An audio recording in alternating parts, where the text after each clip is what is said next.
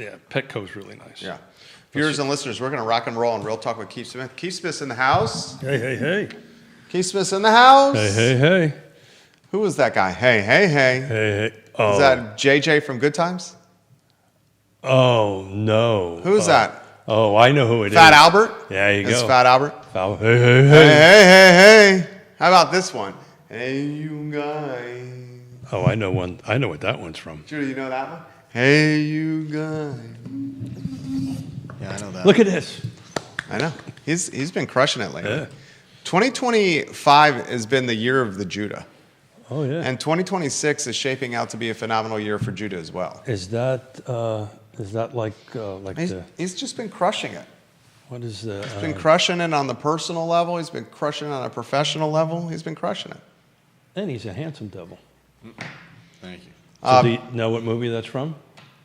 Hey, you guys. Yeah, I know that. Of course I do. Do you? Yeah, Goonies. Yeah. Yeah. Are we playing that game? Hey, you guys. Like and share the show, viewers and listeners. Like and share the show. Like and share the show. Real estate's the name of the game. Hey, you Keith guys. Smith is the name you say. Keith Smith. No. Keith Smith. Oh, don't do it 3 times. Touch. What movie Jinx, touch something red. Buy me a Coke. Or, What's that? anyway, 3 times. What movie is that reference to? Judah knows that one. Yep. Candyman. Nope. That is Candyman. That's what I was No, going if to go you with. say somebody's name 3 times. In the mirror. Beetlejuice. Oh, okay. Well, also, that's in Candyman in the mirror, right? Yeah. Yeah, we'll talk about real Candyman estate. scared the absolute bejeebus out of me. That came out when I was in like 2nd or 3rd grade, and we watched it. We got the VHS from Blockbuster and had like a spend the God. nighter with some buddies. That was a Who terrifying movie. remembers Blockbuster? That was a terrifying movie. It was a terrifying movie. I remember. Blockbuster was one of my favorite places to go. You can go What there was on... the scare? Is that the scariest movie you ever seen? Well, I mean, I saw Candyman when I was in like 2nd or 3rd grade. I don't know why my parents allowed me to watch that. Like legitimately nightmares for weeks. What was? I had a hard time sleeping for weeks. What was the most scariest? Let's talk about this on the show. We'll leave it at that. Okay. Let's rock and roll on the program. Judah Wickower, yours truly, Jerry Miller, Keith Smith, the star of the program. J-Dubs, let's rock and roll. Quiet on the Have that 3-shot set up, Judah, because we're going to weave you in on that scary talk. I really don't like scary movies. Did you know that? I did not know that. Yeah, I don't really like It was scary funny. movies. I was thinking the other day, we spend so much time together. You know, I'm trying to figure out what we don't know about each other. I think that's... I just don't learned like that. scary movies. I think he's about to count us out. Let's do it, Judah. Why don't you like? Oh, he's going to count us in. Okay. I don't need... Bill McChesney, good morning. I just don't need to be scared like that.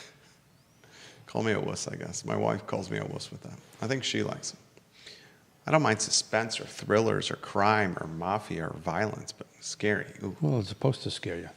I know it is, and it does. Did its job. Good Friday morning, guys. My name is Jerry Miller. Thank you kindly for joining us. I bet you didn't know something about me that I didn't like scary movies, and we're going to talk about scary movies here with Real Talk with Keith Smith, because I get the impression my friend Keith Smith does like scary movies, and Judah Wickower, I don't know if he likes scary movies or not, but they certainly are not for me. Anyway, a lot we're going to cover on the broadcast. This show is presented by Yes Realty Partners. If you need help buying and selling real estate, Yes Realty Partners is the brokerage you call. Keith and Jonas Smith, the principals of the brokerage, the owners, have been in this game we call real estate since 1987. Personally, my family has bought and sold real estate with the assistance and guidance of Keith and Jonas Smith. And you still talk to us. And I still talk to them. I continue to use them, and I count on him and Yona as trusted counsel, and sincerely mean that. Judah Wickower is behind the camera. Judah Wickower is just an all-around good guy. I said at the beginning when the mics are on and the show was not started, 2025 has been the year of the Judah. You know how, like, is it like the Chinese robbers or the Chinese calendar, the year of the dragon? This year's been the year of the Judah. And like a Catholic, or even though he's not Catholic, he's not Jewish, but He's part, aren't you? he does part not Jewish? like the compliments. Don't you have- 3-shot Judah Wickower. How about studio camera then 3-shot? Do you like the compliments? You seem to be cringing when I call it the year of the Judah. Is he part Jewish? I think you are, don't Not you? sure why you would call it Year of the Judah. Because you've been doing great. It's a compliment. Because it's a show and we got to talk about something. Right. So there you go. Yeah, that's right. Thank you, Keith. Oh, did I say that out loud? Sorry. That's what it is. Was that supposed to be the inside? Literally, I have to deal with this every day because it's a talk show. Wait, was I supposed to use an inside People voice? literally relay on us to have an opinion. That's the whole point of the show. Yeah. Then Did we let him answer the question? No. no. No, we did not. Because the corner of my eye is watching his body language, and I'm not so sure he wants to answer. What's the question again? So, we're going to do a scary movie thing? Well, yeah. Did you ask him first? Is he did, yeah. three shot? Is he part Jewish? That's a weird question to answer because there's. Maybe even a weird question. Even a weirder question. Can to you ask. just let me answer the question, Jerry? It takes There him you so go. long to get to Just it. came up on it. Oh God. Do you have a camera on you? Yeah, Yeah. Just it's a straightforward answer. I know, and I was trying to give it, Okay. but it's not a straightforward answer because there's Judah? because there are Judah, because there are people answer from- the question the way you'd like to. This is my show. Answer it like you'd like to. because there's Jewish the religion, which Jerry was talking about, and then there's The ethnic. Jewish the ethnicity. Yeah. Okay. I was And- implying the And ethnicity. I Yeah, am right. ethnically Jewish, but Yeah. it's like Russian Jewish, and I don't think anyone in my family has been anything more than passingly religiously Jewish in quite a while. I think you were asking ethnically Jewish. Yeah, I was Right. asking. Yeah. Yeah. How much percentage? Do you know? My dad's half. Dad's half? Oh, Yeah. Wow. Yeah. So that's a large percentage. So Eastern My- European Jewish? Yeah. Yeah, cool. Yeah. My grandfather. He was. I think he was in Illinois, and my great grandfather, and he wrote up some crazy rules for the university there. Really? Yeah, it was really interesting to find this out recently. But then they moved to Los Angeles, and he was I think the first Jewish judge there. Nice. And I did not. I just learned something. I there's a didn't know street you had a named- judge There's a in your street family. named after my great grandfather and his wife, Maxella. Wow, cool. Max and Ella. Yeah.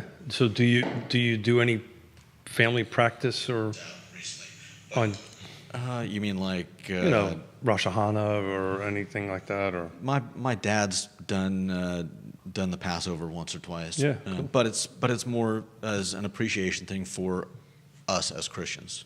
yeah. Not I love as, it. So, like, Jewish. this is what I love about the show.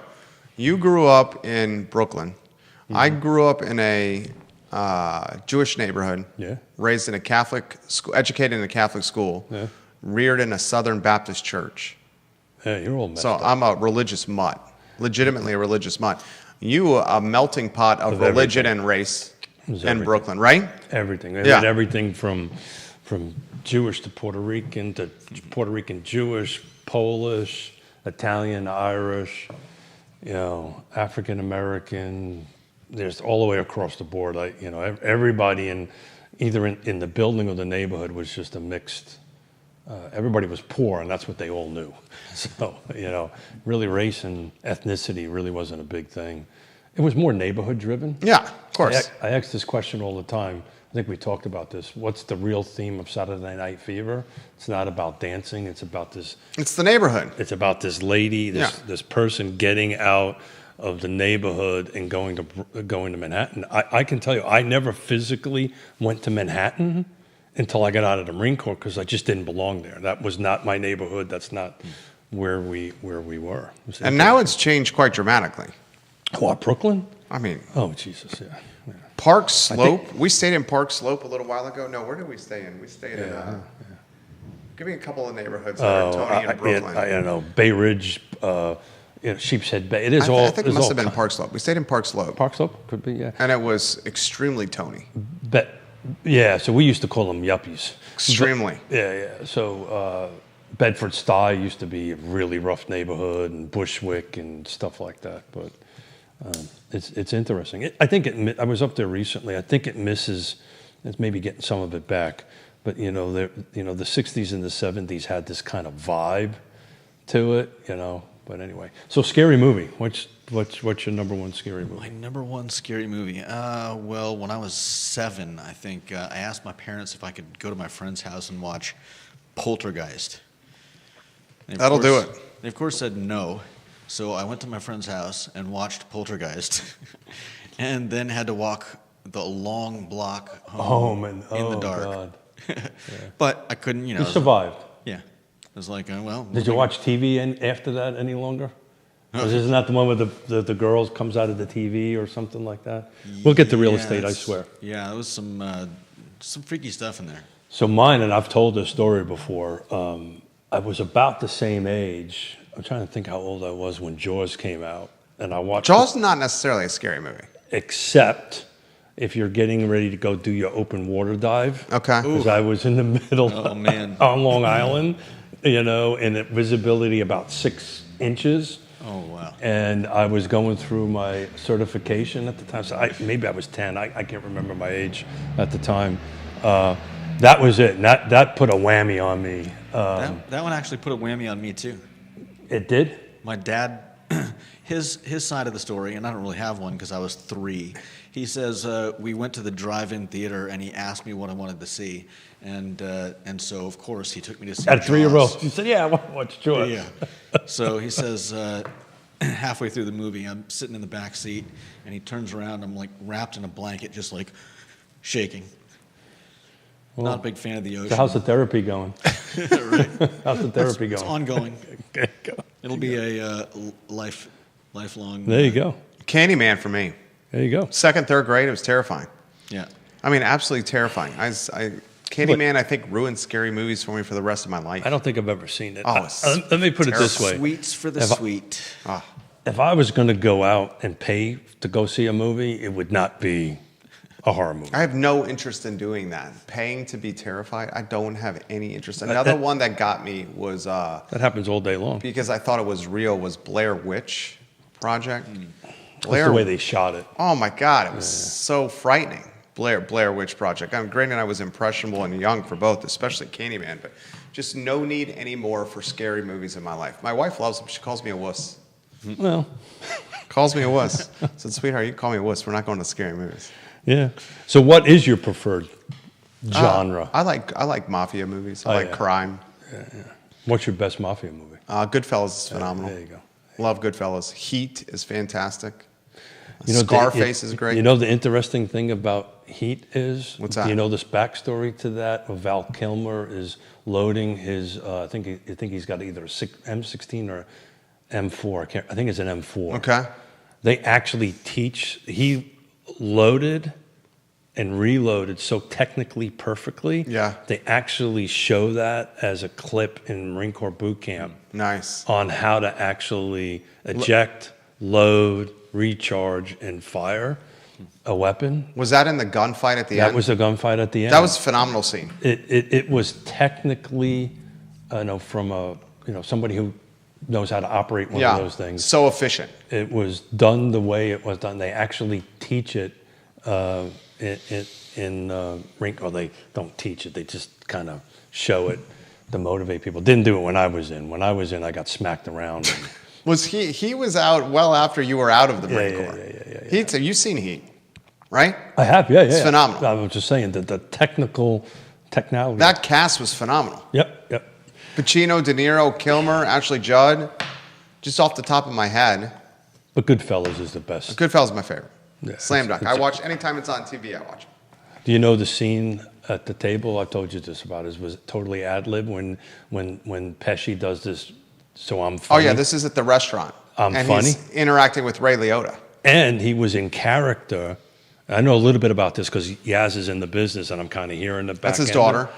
Yasmina. He actually was so much in character, he carried around a loaded 38 That's terrifying. on set. So Ray Liotta was actually frightened. He Ray was Liotta. actually scared. Yeah. Because Pesci was totally in character during the whole shoot. I'm glad he didn't pull an Alec Baldwin. Oh no, yeah, well, yeah. I think if that movie was made today, There's and no that way went- SAG would allow that. There was no way. Yeah. No way. You guys know there's a Heat 2 in development right now. Is that true? It is. Yeah. Some No, that's some, true? I haven't heard Some that. movies they just ought to leave alone, Heat right? 2 in development. Get out of town. There is. Some movies they just ought to leave alone, right? Yeah, I don't know how you can make a. First of all, Val Kilmer is. I just don't get it. But this is a real estate show, so maybe we ought to talk a little bit about. Michael Mann's Heat Real 2. estate? Unbelievable. Yeah, let's talk real estate. A lot to cover on real estate. And we're in the fourth quarter. We are in the fourth I quarter. mean, what do we got? 5-6 weeks left We before got it's shut the season down. We got 5-6 weeks before we shut it down. We're about ready to go into the last push for this year, which is October. Yeah. So October, you're going to start seeing some pendings, I think, pop up. But just to recap a little bit, the first 9 months, I've been really staying on top of Charlottesville, right? Because we've been talking about that. That's kind of losing its a little bit of value. So single family detached, including new construction. Yeah. I dropped out attached and condos just so we can make all the jurisdictions equal. Charlottesville is down 5.7%. So we actually upticked a little bit, right? We were a little bit over 6%, right? So that number's getting a little narrower.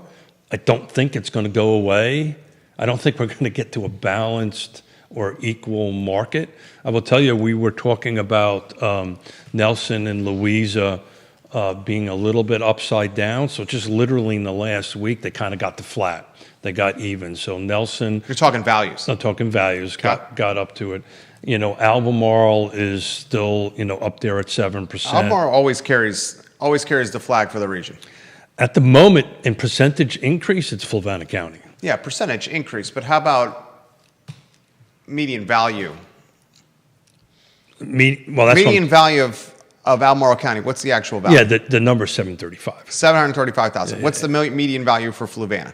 Oh, it's 338, 388. Sorry, apologize. 388. So we're talking about 2x Albemarle County versus Fluvanna. Yeah, but it jumped from 356 to 388, so that's where the big jump on that is. What's leading that in Fluvanna?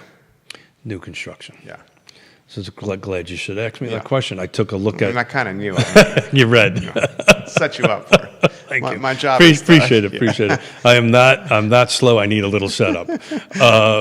So new construction. So it's interesting. So the top 3 jurisdictions for new construction, single family detached, Fluvanna's number 1. Oh. This is looking at year-over-year median increase, not volume, right?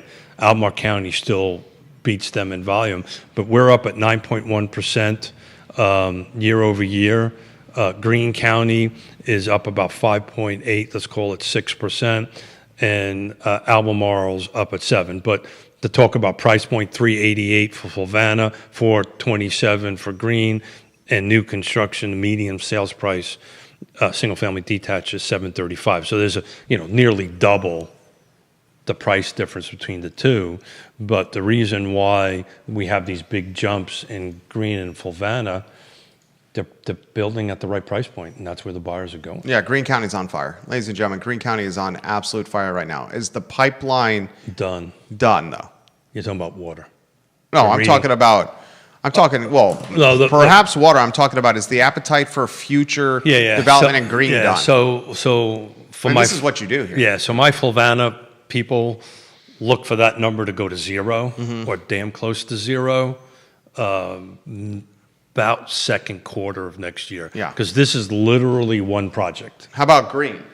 Greene, on the other hand, as we talked a couple of times before, they've got about 2,000 plus or minus, depending on how you count them, lots in the pipeline. So either currently under construction in the site plan approval, but they have the pipeline going forward. It came up in the Planning District Commission meeting last night. Why has Albemarle County's new construction request died? And Greene County and the other ones. I was chairing it, so I had to keep my opinion to myself on it. Well, you know why it's done. Yeah. It's price point, Yeah. and it's difficulty in getting stuff approved, and the builders and the developers are going to go where the path of least resistance is, and where the market is at. So it's interesting. Fluvanna's going to go to 0. Probably, by this time next year, it's going to be a marginal, low single-digit increase because there's no new construction projects on the horizon. Green has a ton of stuff. And they approved the bond, the water bond. So water's in the works. Everything is getting teed up to go ahead and do that. So if you're in Green, you're going to see a lot of new construction happening and moving into. You're not even going to recognize Greene County in 5 years, ladies and gentlemen. It will be a completely different feel and look for your county. Yes and no. How many additional units will be coming within the next 60 months? 60 months? Yeah. Probably they're going to average, I think, somewhere between the 250 to 300 units per year. 250, 300 units per year. So we're talking in the next 60 months, 1,500 new units, 1,500 new units. That's somewhere in that range, right? Yeah. It depends on how quickly projects get. Call it back of the napkin, somewhere between 1,000 and 1,500. That's a fair. In the next 5 years, folks. That's a fair number. That's massive. It is massive, but it's in a very specific location. I get that. Right. So I get that. it's going to still going to Greene County schools. Yes and no. Right. What, you're saying some are going to go to private? I got to tell you, I'm not private. I got to tell you, I'm got half a dozen clients we're doing in Creekside. They're all retirees. So that's the dynamic that you're seeing in it because they okay. So that's it. So you're going to see the dynamic of where the buyer profile is. The buyer profile is really us, right? The boomers. Well, and your prediction was next year that the buyer profile was going to be even older, that it's going to surpass 40. I think you're right. I think That's what you said. I think, yes. I think when NAR runs its number, we're currently at 38, so we're not too far from 40, right? The average age for first-time home buyers. First-time home buyers is 38. But that's old data, right? Yeah. So that is really, we say 2024, but the date is really 2023. My brother-in-law, I think 38. They just bought their first home, 37, 38. So it fits right there. So if you track where people are having their first child, it usually kind of tracks. Yeah, and it also tracks that. They have not yet. Yeah. It usually tracks that. I think you're going to be closer to 42 when they turn it loose. And the delta between 42 and 57, which is kind of the average age of the buyer, is getting narrower and narrower and narrower, and it's becoming a bit of a challenge. The other thing is you kind of watch what the builders are doing, right? They have their pulse on this data way better than anybody else does, way better than NAR, way better, because this is what they do. They're building quite a few primary main levels, single level homes, right? And you just take a look at the trend of what's selling on it. So I don't think you're going to see a huge impact in Greene County schools because unless this. Greene County schools are at capacity already. So you hope that there's not a huge impact because the schools are at their burst point. So you're not seeing, there's going to be most of them are single family detached homes that they've got going on over there. There are some townhomes, right? And statistically, townhomes don't have as many children in it than single family detached. And that's kind of weird data, Jerry, because it's old historical data. It's not taking into consideration where the first-time home buyer is now that we think is going to be close to 40-something, early 40s years old, which generally means they don't have children until their 40s in it. I think it's going to be a unique dynamic going forward. I think where you're going to see the most impact on it would be the traffic on 29, right? I don't think, especially with Rivanna Futures, Rivanna Station, Yeah. North Fork, North Point. Madre carajo, chico. And that's no joke. And I think what's going to impact that even more is this going away from work at home, right? You're starting to see these bigger companies start splitting their time up, so this remote work scenario is going to change a little bit on it. So we shall see. The reality of it is that's where it's going. Yeah, and it's coming.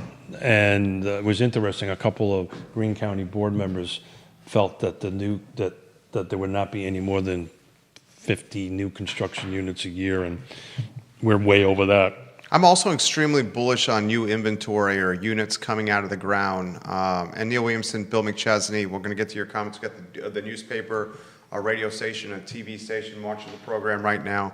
I'm also see a lot of potential for new construction in Louisa County.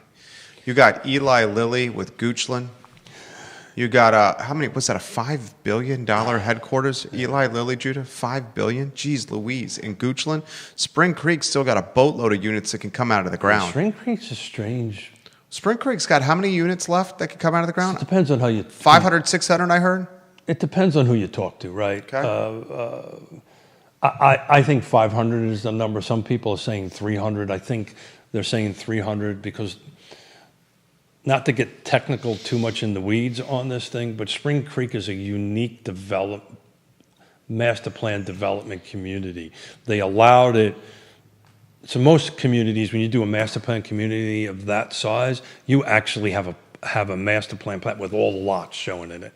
Well, they didn't do that. They broke it up into sections. So each section of raw dirt as it gets developed has to go through its own site plan process. So the project itself, and this was in 2003, early 2000s when it was approved, said, okay, I think it's 1,200 units is the maximum amount of units you can build. If you were to do a 1,200 lot subdivision right now, you would have to go ahead and lay out all the 1,200 lots. You can phase it in, Yeah. right? But your master plan is going to say this is what you're going to do.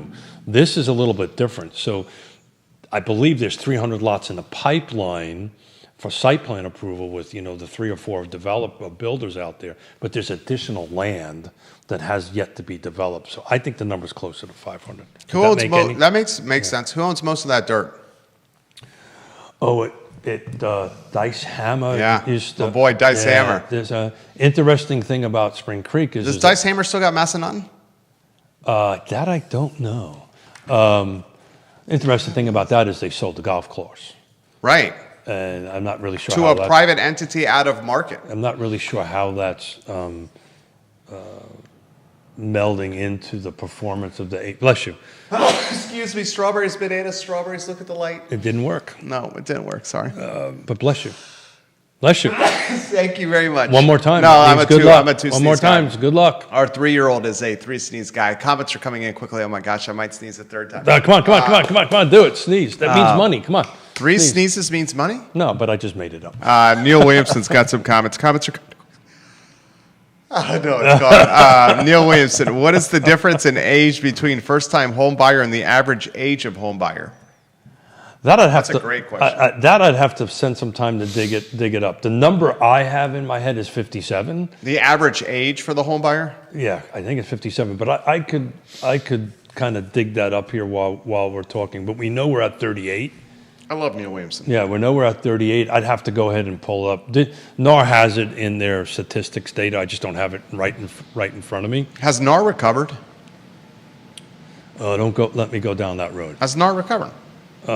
Jimmy Evers, welcome to the broadcast. Hey, Jimmy, how's it going, man?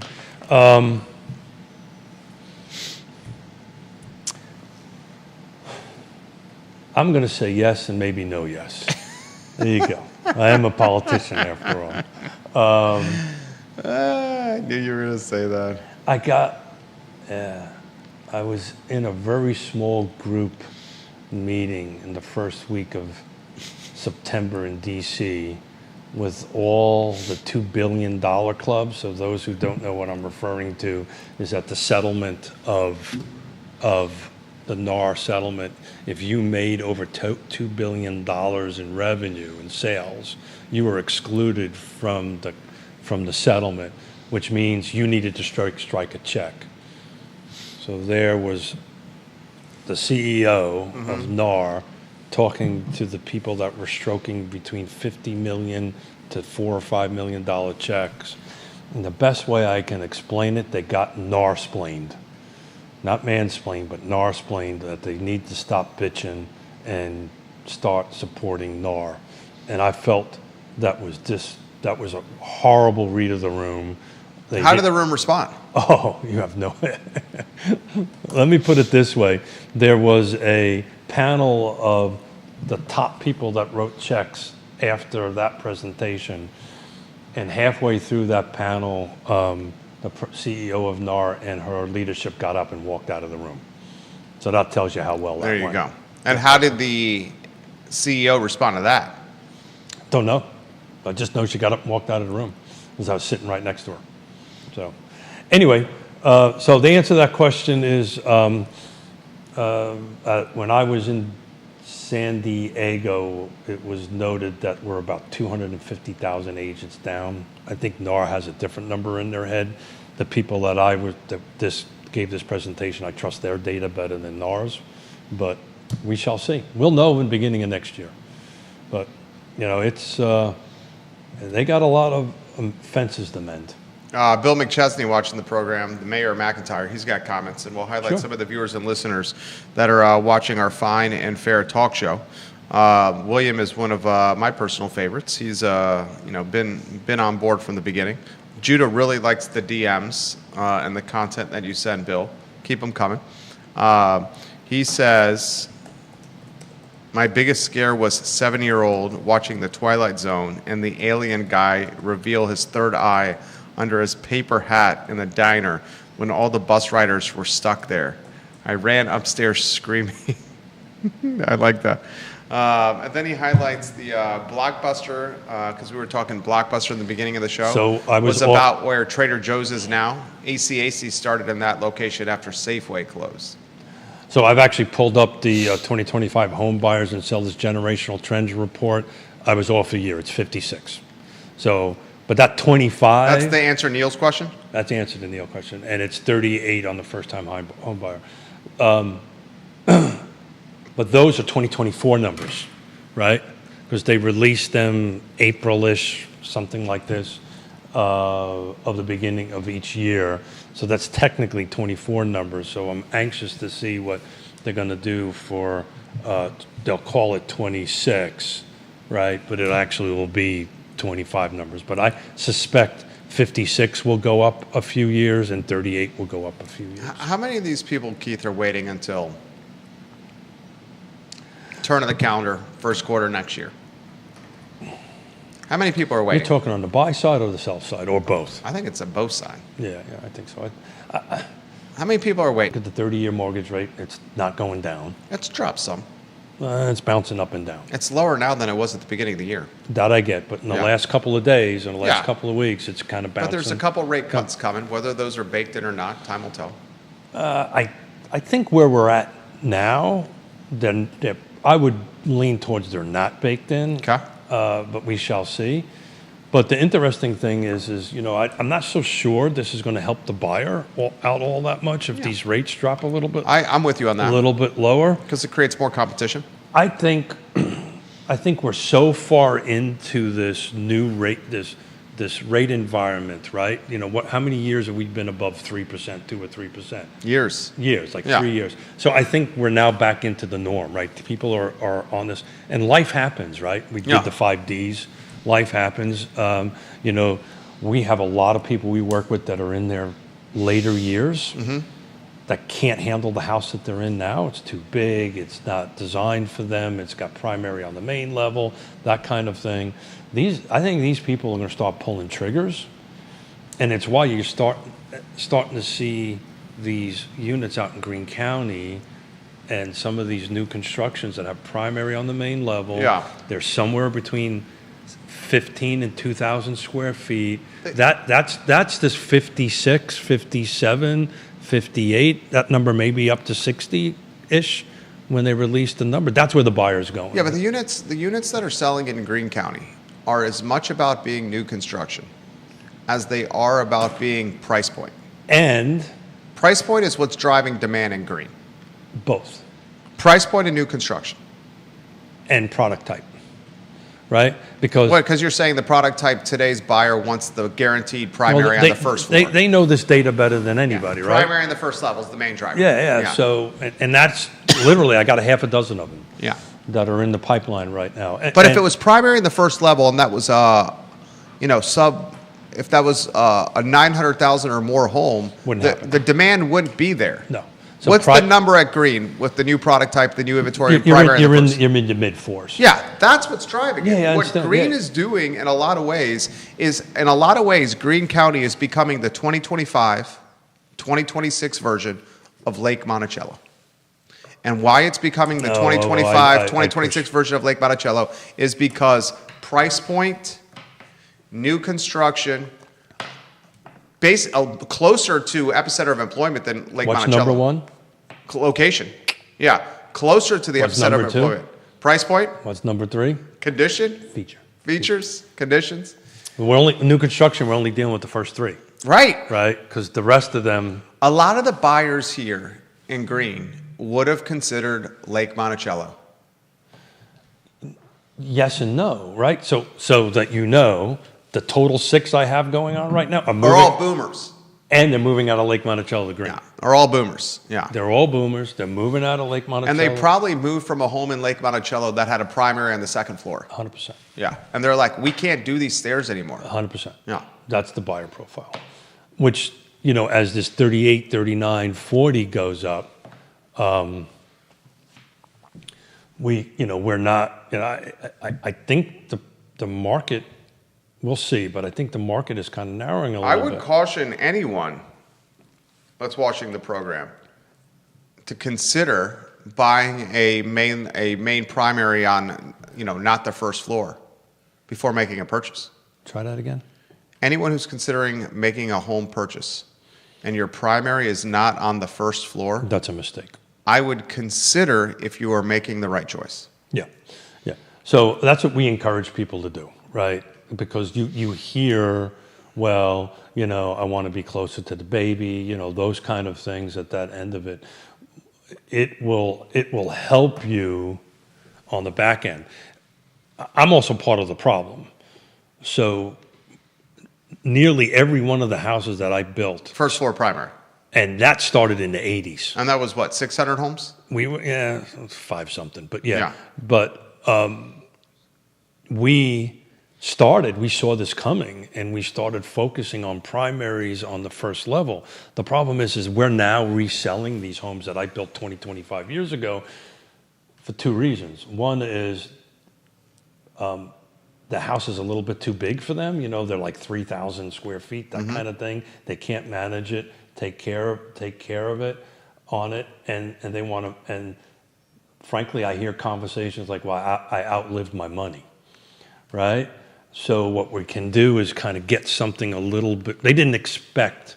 To live this long? Literally, that's the conversation you're having at the kitchen table. They didn't expect, and I remember very clearly when we were building and designing houses, the comment always was, "Well, this is my forever home," and there's no such thing as a forever. There's no such thing as a forever. You hear that, Miss Miller? There is. Oh, yours is for a very different reason, there, Miller, right? But the normal human being, there's no such thing as a forever home. There is always going to be some transition out of it, and that's what you're starting to see because people are living longer, they're staying healthier longer. Some of these houses have just enough stairs that they can't manage it, right? The other thing that you're seeing at a certain age point, and the data supports it, that the seller now that has these 25-year-old homes that I built don't have the money to put a new roof on it. Yeah. Don't have the money to upgrade the kitchen, right? They don't have the capital to go ahead and do that because they're living on a pension that is getting harder to live on, right? Taxes are going up, yada, yada, yada. Yada, yada, yada. So, will the government shutdown stop Central Virginia real estate? I don't think so. Yeah. I don't think The anyone. answer is no. Anyone who's suggesting that the government shutdown is going to throttle Central Virginia real estate No. maybe impacts the VA loan a little bit. Not maybe. Not much. Maybe. I mean, I was more concerned with the Albemarle GIS being down than the government shutdown, frankly speaking. Isn't that difficult? And the Albemarle GIS is still a piece of crap. It is. Like they have get it no back idea. online. It is worse. It is somehow worse to use. It is extremely difficult to use. Do you agree? Oh, 100%. And I can't even use it on mobile. Neil, this is up your alley here, Neil Williamson. Can you utilize your influence, Neil, to fix this, please? Yeah, I think he's trying to fix affordable housing. I mean, it's just, this is part of the housing conundrum. I'm on the GIS right now. This is horrendous. Yeah, it's extremely tough. You know what? This is desktop use. You know, when mobile's worse. When Fluvanna County's GIS is hands down better and easier to operate than Albemarle County, it is a problem. Charlottesville's GIS is 10x better than Albemarle's. Yeah. I can't even use this thing. I don't know what they were thinking, but hopefully they go ahead and work on it. I understand that there's only 2 or 3 GIS providers in all. I think I was told that I think there's 2 or 3 GIS. Very few. And the whole country. Very few. Yeah. Few. It's funny you should bring that up because you know what the water cooler topic is amongst real estate agents? What? GIS. Are you guys going to see what? No, I'm not saying anything. I'm just saying everybody's bitching about it. Now, there's not much you can do about it. Now, there are workarounds to it. What's your workaround? Homes.com? No. On our end of it, we can work around it. I can get the data that I need. What, through Paragon? Through Paragon, that I don't have to go to GIS. But the regular individual. Like, seriously, Neil, we got to fix this. So here's the reason why the shutdown won't impact us. Pretty simple. 84% of all our sales are either conventional or cash year to date. Right. So that has 0 footprint on it. The only footprint that the government really has on is USDA, and that was 0.6% of all our sales year to date. Literally, it's 15 transactions year to date. VA, it has a little bit of impact on it. I think it has some impact with VA. It has it on the appraisal end of it. Yeah. Right? Because it has to be reviewed by the VA, so that potentially could do that. But there are workarounds that the lender can do on that. But for the most part, when you're at 85% of your sales are either conventional or cash, more than likely it's not going to impact it that much. So how can we help? How can real estate agents help? You guys are the conduit of communication, information, and movement. Like, I was having this conversation with somebody the other day on a deal I'm working on. My whole objective with this deal that I'm working on is to be the source. Commercial. Yeah, to be the source of information. Yeah. To figure out concerns or problems that are coming up, and to keep positive movement going. Right? So that's what I do. So our job is to be the source of the source. Yeah, and keep positive movement going. And to be the educators. Right. Right. To be the calming presence. To educate or help be it. So, the best. Crazy world where I'm the even keeled emotion guy. Crazy world, right? But that's what it is now. Can you say that again? Crazy world where they're looking at me to be the even keeled. Just wanted to make sure I heard that. Crazy world. I know. I heard that. I know. Yeah. It's crazy world. Yeah. Something's not right in the universe. I'm just saying. Something's right.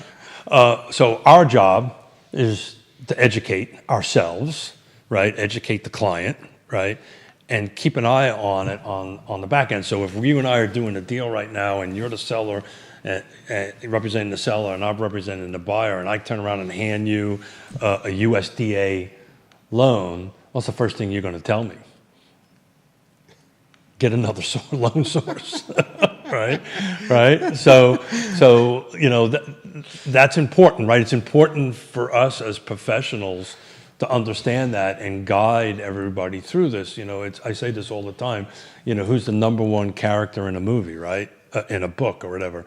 It's the guide. It's the person who guides you through the story. Neil Williamson is being the source of the source with the GIS, and he said, "Nope. Here's the Information Technology Department in Albemarle County, 401 McIntyre Road, North Wing. Here's their phone number, gisweb@albemarle.org is the email address." How many people, maybe a lot of people don't use the GIS, right? I find myself on the GIS almost every day. Yeah, so the average person wouldn't even know what the acronym means, right? So I am on the GIS every day, and it is awful. Yeah. So there's workarounds. I do not even open up. Albemarle County GIS used to be a rock star of a thing. So the folks that are it used to be better than Charlottesville's. So the folks that are not real estate geeks that are listening to us or watching us, Why is a GIS so important tool? GIS gives you ownership history, gives you sales history, assessment history, tax information, acreage, improvements, permitting. I mean, lien. I mean, it just gives you so much information that you can even use the information that's on the GIS to figure out other aspects. You know, one of the things that I've been using with Homes.com is Homes.com gets you information tied to open mortgages. Yeah, And I can back of the napkin what someone owes on their property. Yeah, so GIS could do that because it would connect you back into the tax records.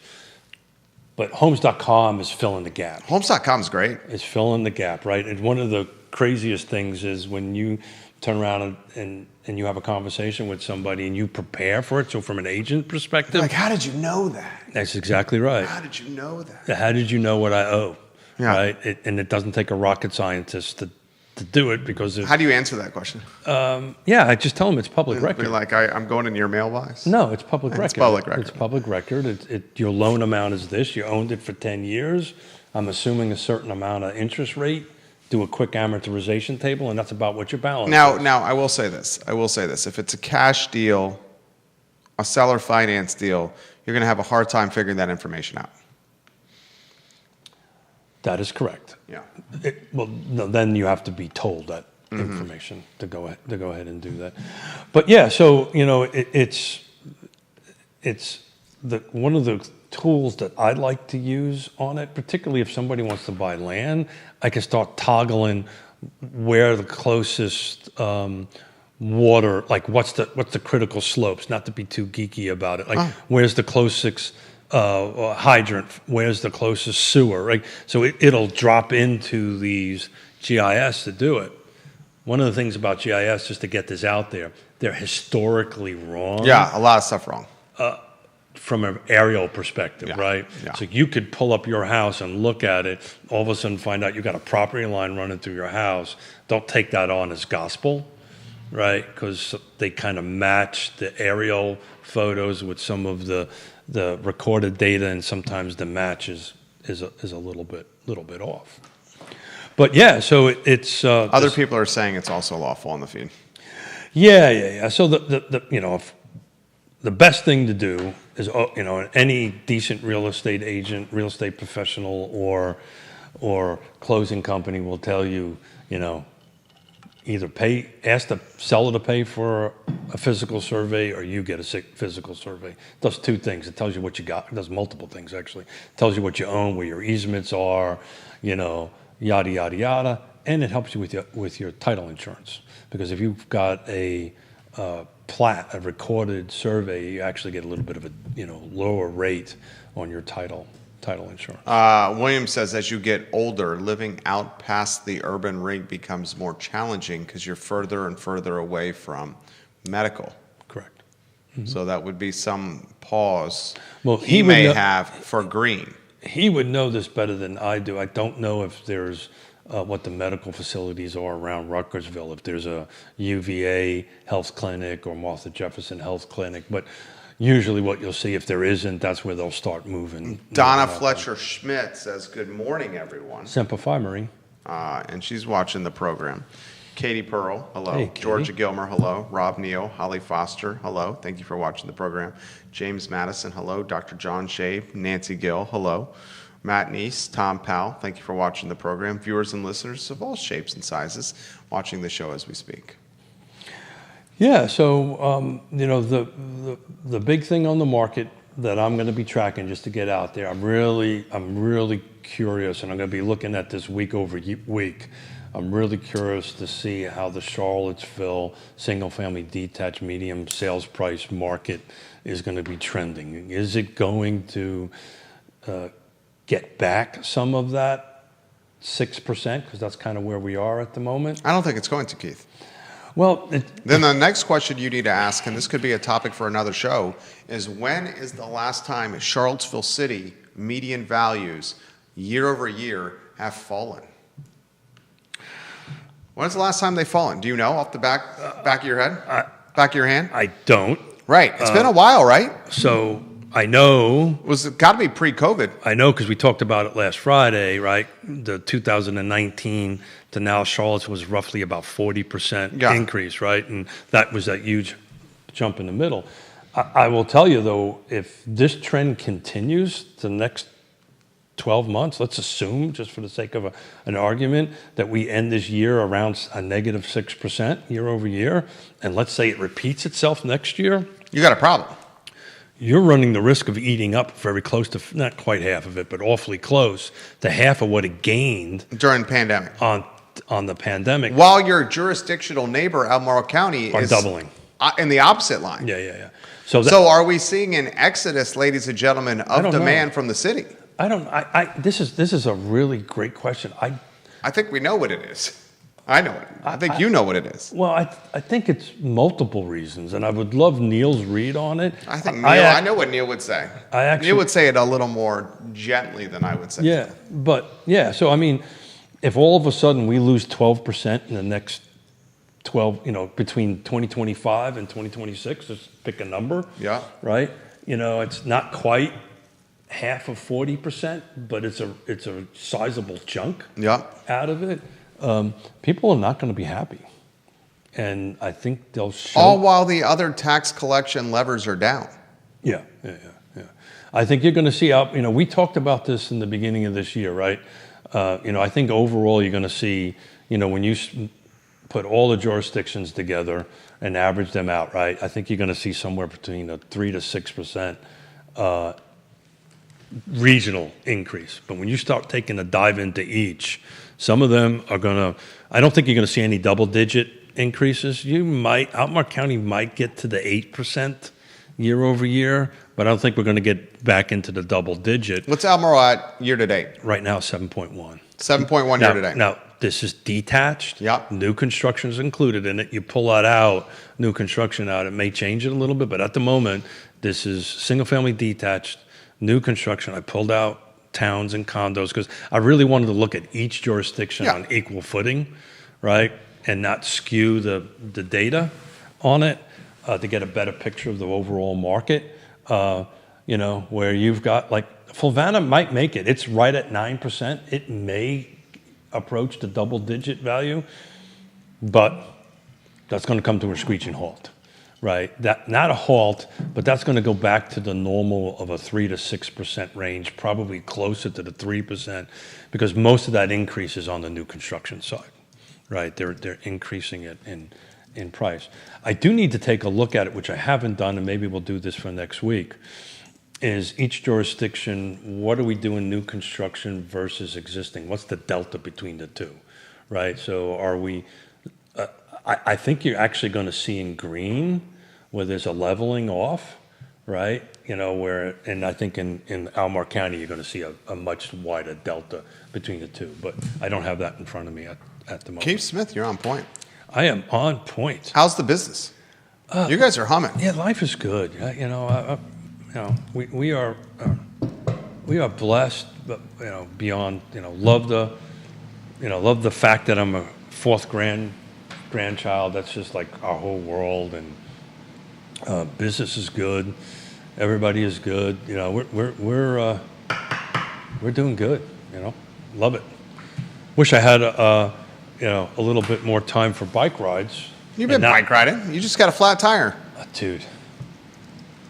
That was, I literally thought somebody was shooting at us. That's how loud this was.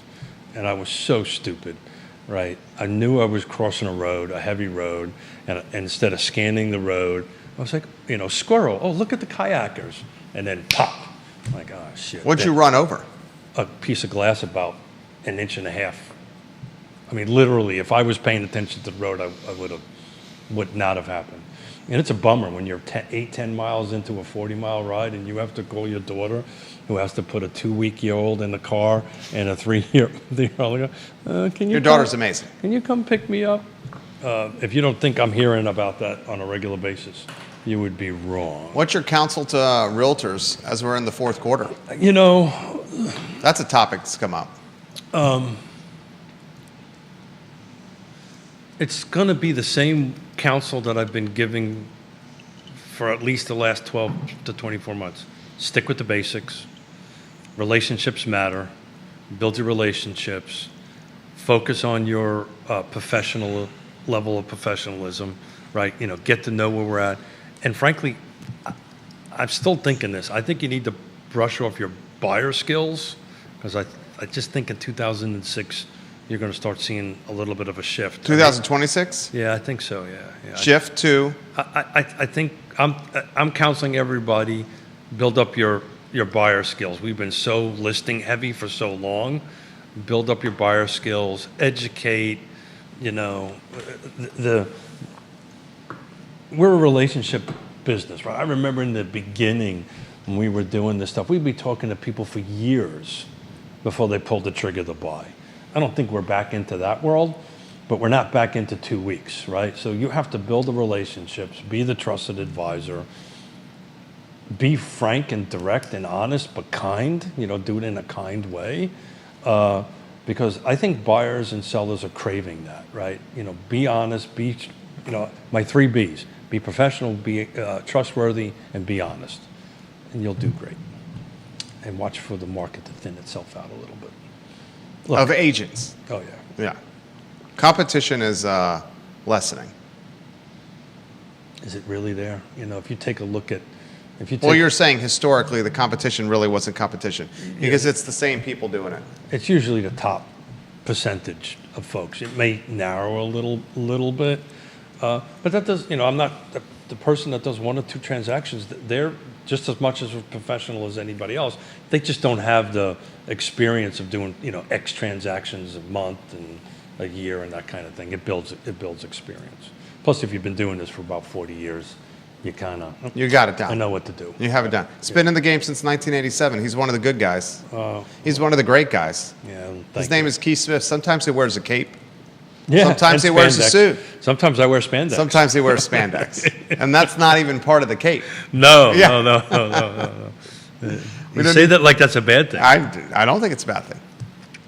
Yeah, wear spandex. And it was funny, the picture I showed on the side of the bridge, had a cupcake. Oh, I covering my saw it. hand. Did Chris Fairchild ever give you some grief? He never did. I He don't know didn't take the bait. I don't know what's going on with Chris. What's up with your boy Fairchild? I'm a little concerned that I went ahead and served him up on a silver platter. And he didn't take the bait. Didn't take the bait. We got to talk about as we head into I know. this election. Yeah, I know. Yeah. You got Missile and Smith. We got that. We're less than a month away. Yeah. And some Fluvanna brouhaha. Well, we've No contestants? no contested. Not even Tony? Nope. No contested. Tony unopposed. Everybody's unopposed. Good job, Tony. Right? Is that Tony's 3rd term? Could be. Don't quite know. He's Fairchild going into a 2nd. Yeah, I think Tony might be his 4th. T. But there's For Tony. really, Nelson County has a bunch of contested races, but and they've kind of got a little different setup. But Neil, I think he's doing a forum. I saw it come across. It already happened. Already happened? Yeah, with Smith and Missile. Got it. Yeah. Got it. I believe it was last night. It could have been. Could have been. I was tied up in the Planning District Commission meeting Yeah. at 9 o'clock last night. So what do you got planned for the weekend? We got a lot planned. I got the game, 3:30 Louisville. Got a fall festival with the family. Playing some double squash and playing some padel Saturday and Sunday. Got a busy weekend. Yep. Got some work that I got to attend to downtown. Got a fall festival tonight. Where's that at? Hoping to hit at the upper school for our oldest son. Oh, cool. Fall festival Saturday in Nelson County. Cool. And then hoping to hit cocktail hour as well. Every day or just one? Or? Yeah. Judah, what do you got planned for the weekend? Let's see. I've got a nice relaxing weekend lined up. I got some meet up with some friends and You got them? usual Sunday church and usually a delicious lunch. So, is your church day like a half a day long? Yeah, in this case, definitely, because sometimes I help out, so I'll be doing the slides, so I get there a little bit early to get everything set up. And Keith Smith? Ride. I gotta get some miles on my legs because next weekend I do the Tour de Green every year in Greene County, which is awesome. Looking forward to that. But my son-in-law is going to do it with me, and he's become a bit of a rock star on the bike. And this old man's going to try to keep up with this young guy. Houston. Dr. Houston. To go ahead and The doctor. and go through that. Yeah, and that's I think it's 5,000. We're going to do 100 kilometers, which is 63 miles, and I believe it's just over 5,000 feet of elevation gain.